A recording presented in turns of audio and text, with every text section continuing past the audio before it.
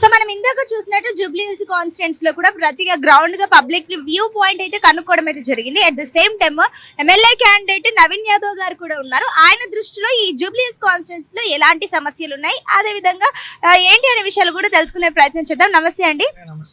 So ఈసారి స్థానికులకే ticket ఇవ్వాలని కాంగ్రెస్ భావిస్తుంది. ఆ లిస్ట్ లో మీరు ఉన్నారనుకుంటున్నారా? తప్పకుండా ఉంటాం కదా, స్థానికంగా ఉన్నప్పుడు ఉంటాం కదా. సో ఇప్పటి వరకు ఈ జూబ్లీ హిల్స్ కాన్స్టిట్యూన్స్ లో ఉన్న ప్రధాన సమస్యలు, ముఖ్యంగా ఈ యూసఫ్ గూడలో ఉన్న సమస్యలు మీ దృష్టికి వచ్చినవి ఏంటి? అంటే నేను పుట్టి పెరిగిందంతా ఇక్కడ జూబ్లీ హిల్స్లోనే. సో అనేక రకమైనటువంటి సమస్యలు మేము చూస్తూ ఉంటాము.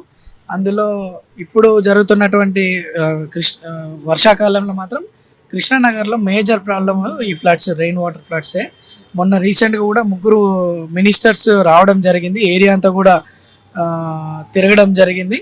అక్కడ ఉన్నటువంటి ప్రాబ్లమ్ని అంతా కూడా అధికారులను పిలిపించి ఐడెంటిఫై చేసి ఫస్ట్ ఆ నాలాస్ అన్ని కూడా క్లీన్ చేయించడానికి ఇమీడియట్ 65 lakhs శాంక్షన్ చేయడం జరిగింది.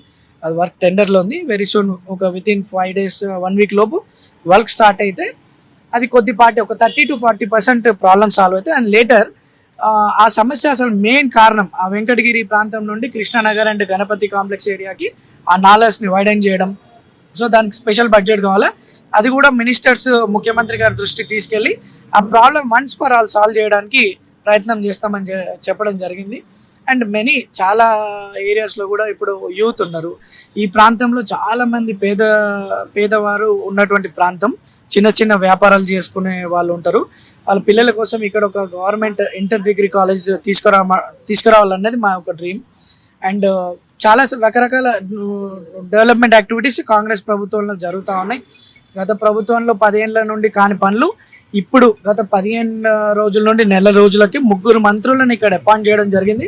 15 crore రూపీ వర్క్స్ షేక్పేట్లో కావచ్చు, రహమత్ నగర్లో కావచ్చు, యూసఫ్గూడ కావచ్చు, బోరబండ కావచ్చు, ఎర్రగండ కావచ్చు, దాదాపు 15 కోట్ల రూపాయల వర్క్ శాంక్షన్ అయినాయి. వర్క్ టెండర్లు పెట్టినారు. అండ్ వెరీ సూన్ వర్క్ కూడా స్టార్ట్ అయిపోతాయి, పనులు కూడా జరుగుతాయి. సో ఇక్కడ ఉన్నటువంటి జూబ్లీ హిల్స్ కాన్స్టిట్యున్సీలో ఉన్నటువంటి ప్రాబ్లమ్స్ని వీలైనంత తొందరగా సమస్యలు పరిష్కారం చేయడం పనిలో ఉన్నారు మంత్రులు. ఇక్కడ అపాయింట్ అయిన మంత్రులందరూ కూడా అదే పనిలో ఉన్నారు. అండ్ ఇంకొకటి నవీన్ యాదవ్ గారు అండ్ రీసెంట్ గా కేటీఆర్ కూడా మాట్లాడడం జరిగింది. బై ఎలక్షన్స్ ని ఎవరు సీరియస్ గా తీసుకోవడం లేదు అంటూ వాళ్ళ బీఆర్ఎస్ క్యాడర్ అందరు కూడా ఆయన మోటివేషన్ ఇవ్వడం జరుగుతుంది. సో ఏమనుకుంటున్నారు ఈసారి మీ కాంపిటీటర్స్ ఎవరు?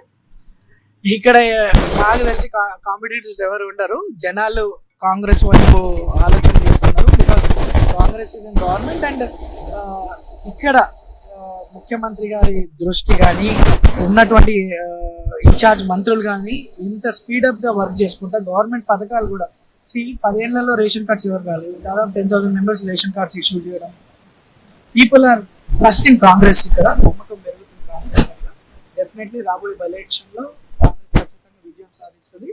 కాంపిటీషన్ పెద్ద ఏ పార్టీతో ఉండదని అనుకుంటున్నాను. మీరు చిన్నప్పటి నుంచి ఇక్కడే ఉన్నారు, అన్ని ప్రాబ్లమ్స్ మీరు చూస్తున్నారు. పబ్లిక్ ఏం కావాలో కూడా, ఇక్కడ వాళ్ళకి ఏం కావాలో కూడా మీకు తెలుసు కాబట్టి సో గెలుపు అవకాశాలు మీకు ఎంత మేర ఉన్నాయి అనుకుంటున్నారు? పార్టీ ఖచ్చితంగా గెలుస్తుందండి.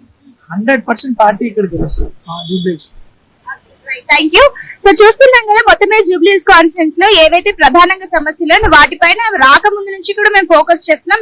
ఇన్ కేస్ మేము వస్తే కూడా ప్రజలకు మరింత సేవ చేయడానికి అవకాశం ఉంటుందని కూడా వాళ్ళైతే చెప్పడం అయితే జరుగుతుంది.